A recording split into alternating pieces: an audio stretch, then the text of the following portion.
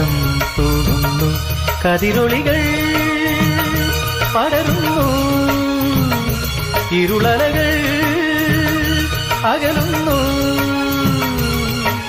പുലർന്നു പുലർന്നു തെളിഞ്ഞു തെളിഞ്ഞു ചുവന്നു തുടുത്ത മാനം നോക്കി കൂട്ടിൽ നിന്നും മേട്ടിൽ വന്ന പൈങ്കിളിയല്ലേ, തൂവെളിച്ചം കോരി നിൽക്കും പൂക്കണിയല്ലേ.